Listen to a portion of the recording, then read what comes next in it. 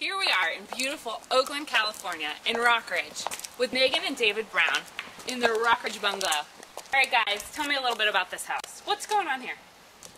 Well, we bought this house about 2 years ago. Yeah. And we were really excited when we bought it because it's in a great neighborhood. Great neighborhood. I mean, it's really close to, lots of shopping and all that. Sure. And so that was a huge reason why we bought it. But the landscaping is just, it's out of control. Like, I thought when we bought it that we could maybe, just get out here with some garden hoses and some tools and make it look pretty, but these plants, we just have no idea what to do with them. And yeah, it looks like these have taken their own life on here. Yeah. They're a little bit overgrown. Definitely. They're getting out of control. Yeah. I can understand that. Yeah. Alright. Yeah. So talk to me more about the paint. David, what's going on with the paint colors? Well, we were kind of trying to keep up with the Joneses here when we selected the paint color and to do some of the similar colors in the neighborhood, but really it doesn't suit our style much. It's just a little bit too, I don't know, kind of too drab. Yeah. We'd like something a little bit more fun, a little bit more exciting, I think. Like your personalities. A little bit. Alright, good, good. Alright, well let's go upstairs and let's talk a little bit more about the front and we'll move on from there. How's that sound? Sounds great. Great. Yeah. Great. Alright, let's go. Alright guys, so here we are. We've been talking about paint colors. I think what we need to do is we really need to get the depth out of this house. I mean, I think a beautiful Rockridge bungalow really needs to have that richness and contrast against all the plants, the beautiful plants that we're going to have out here. So what I'm suggesting is we go with a taupe. Let's go with a really dark taupe and then add some accent colors to your front doors and to your trim. Yeah, that sounds good. Does that sound good? Yeah, that sounds really good. I think we need to bring your personality out, but let's have it be in the accents instead of have it be in the entire house. Let's have this house be more sophisticated all the way around and bring in those punches, with the trim, with the front door, and maybe we can add some patio furniture too. I mean, this is a great opportunity to sit here and watch your neighbors and just kind of hang out. What do you think? We would love that. All right, good. That's great. Let's start it up. So now let's start talking about our plants down here. Come on, let's go. As you mentioned before, you have this great area, but it's a little out of control. Yeah, a little is, an understatement. Yeah. I understand also that maintenance and water, especially in California, is a pretty key thing. You want to keep that watering down, and maintenance in terms of how much you guys work is really important. Yeah. All right. So what I'm suggesting here is let's clear this out. Let's keep some really key pieces here that you think add a lot of color and brightness. But let's bring in some native California plants. Yeah. Yeah. I think not only what that will do is it will cut down your maintenance, it will cut down your water, but it will also bring the native California ecosystem back into your front yard. Yeah, definitely. Create this little oasis, right? Yeah, that's totally our style. All right, great. I think the only other thing I can see here that would really be great is create this pathway that you have going on right now, but let's really accentuate it with some beautiful stones. Yeah. Locally quarried. We'll get something nice, to, again, accent with our dark taupe paint color.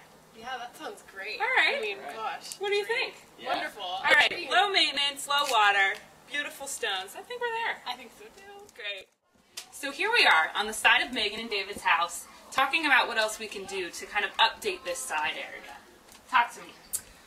Well, you want to take this one? That's just not very exciting. We moved in, we planted some, calla lilies and Yep. stuff to try and, put something over here, but I don't know, it feels confined against our neighbor's space here, and we're kind of just it's not really our style either. Sure, I can understand that. It's a little intense for this small area here.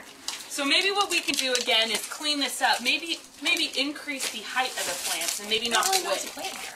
All right, David. It feels a little cramped. We only have this little bit of space between our neighbor's area and ours, and I think that it'd be cool to widen the walkway or do something like that so that we can actually have some room over here. Yeah, I'm getting poked by these plants as we walk down. So I think what we need to do is really focus on verticals here. We need to really increase the height and bring these plants up instead of out so we can really maximize our space here.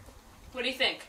Yeah, that sounds good. I mean, it sounds great. All right, we're going to do it. So let's bring it up. Let's just make it nice and wide here and much more spacious. Sounds good. All right, guys. Okay.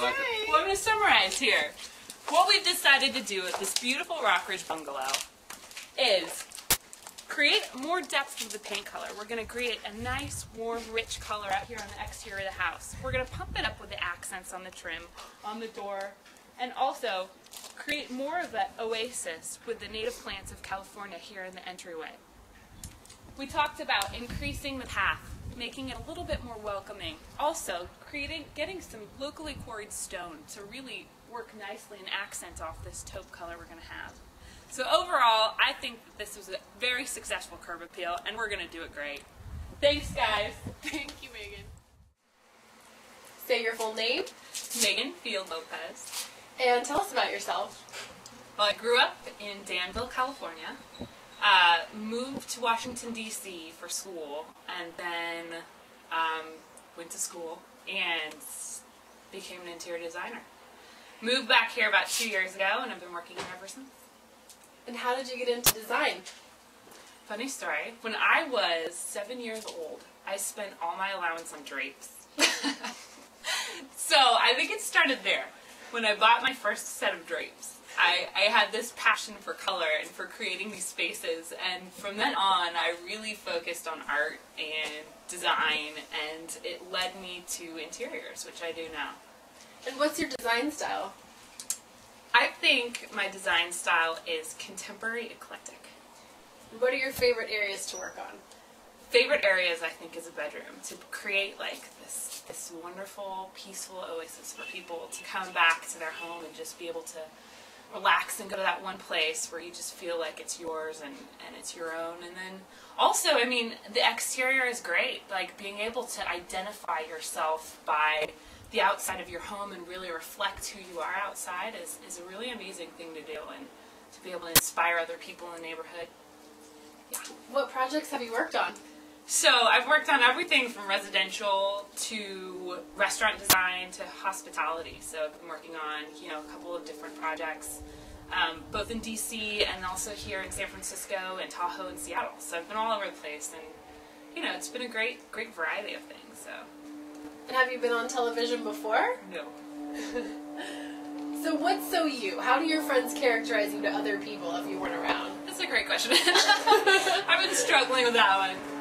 I think probably my friends characterize me to other people as someone who would give everything to that other person, but also has that edge and kind of has that that personality to go out and do things, but also still keep that little hard edge to her. And I'm also love laughing at myself. So that's another good quality I think I have. Yeah, so that's about it. That's great. It makes me comfortable. What's something that you did that surprised your friends or family that is out of character? Tell us why. Probably moving cross country. I think that's probably, everyone kind of assumed that I was going to stay in California all my life and just hang out and kind of do my own thing, but I took a leap to go to DC, and it just turned me into a different person. I think it really did, and I think everyone was really shocked when I came back and just had this kind of like go-getter mentality. So. And why is curb appeal important? Well, like I mentioned before, the front of the house is the first thing people see. I think that you can reflect someone's personality in how the front of their house appears. You can really like bring out someone's personality with the colors on the wall, or like the furniture that they have, or the numbers, or whatever. You could really give yourself that flair. I think that's important. And I also think that's what creates communities. It inspires other people around to really say, hey, you know what? The Browns over there did a great job. Let's follow up and let's create this community and talk about what we did and inspire others. So I think it's great. What's your advice to people who have a bad looking house from the street? Well, I think I'd probably just, give some great suggestions and really encourage them to see beyond where they are now, and have them understand that it's not a huge task. It's something that you can accomplish in a long period of time, but just to really look outside the box and understand that you can make it pretty by, adding a couple things or creating that flair. So. And how would you approach them and convince them that they need a curb appeal makeover? I would knock on their door and call them out. I would probably, you know, again, probably just bring them outside and make some suggestions and talk to them about how easy it could be to really create their personality and show it out through different types of plants, through different types of colors. And I think probably people's fears about attacking any design job is really, you know, they're paralyzed when they go make selections. And I think narrowing down what to look for and, you know, just making them understand what the process is really will help someone. Thank you, guys.